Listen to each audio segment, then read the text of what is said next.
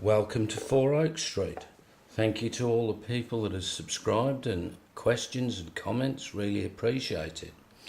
Just looking at that road that I built the other week and completed the capping, it's now installed, and to produce the banks I've used that foam board, which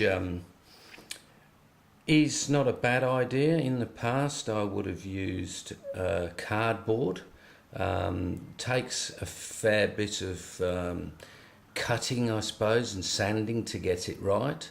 You can see here this part of the wall is not completed, but this is just 3mm MDF covered in brick paper with the capping, and this is just balsa wood covered in brick paper that will then have the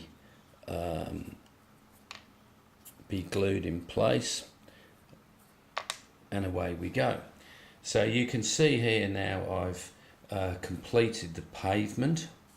So to get this curve, this is a Metcalfe pavement, so I've put lots and lots of cuts to curve it and just glued it down with PVA.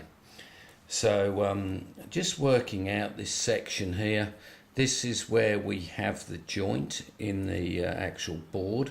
So this is where we've got wood to wood. So crucial that it's a fairly clean cut, I suppose. And you can see what I've done here with that road is just bring it at about a 45-degree angle. And slowly I've been cutting these down, and then this section here, once the wall's in place here, this will probably be more than likely a hedge. So the next step here to cover the foam. Now a lot of people obviously will use plaster, plaster cloth. I actually did use plaster cloth on an earlier model about 35 years ago, and it was in the loft.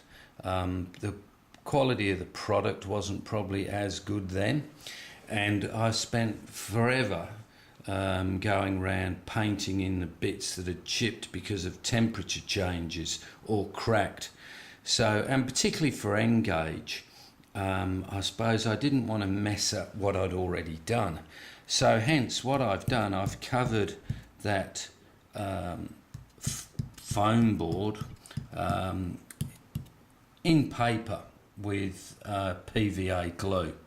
And it means that where we've got a joint like here, I can be extremely careful and get an edge to edge with the glue, so that when if ever the boards are separated, it should be fairly clean.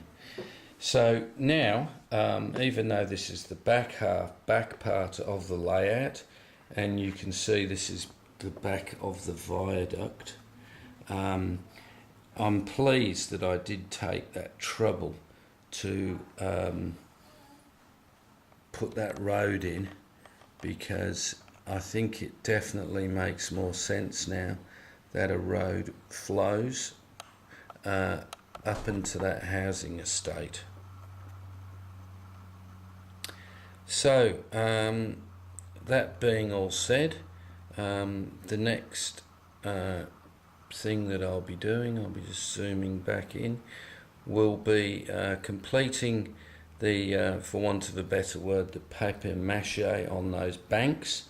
I'll be then painting them. I'll be putting some scatter grass, and with the idea of eventually using some a static grass gun to get some of the fibres that stand up. So if anybody's had any experience with N-gauge on that fibre gun, I'd like to hear from you, because there's all sorts on the market. So I'll be looking to purchase one of those when I come to the UK about April. So until then, I will see you at the next episode. So thanks everybody, much appreciated, and keep building your layouts. Bye.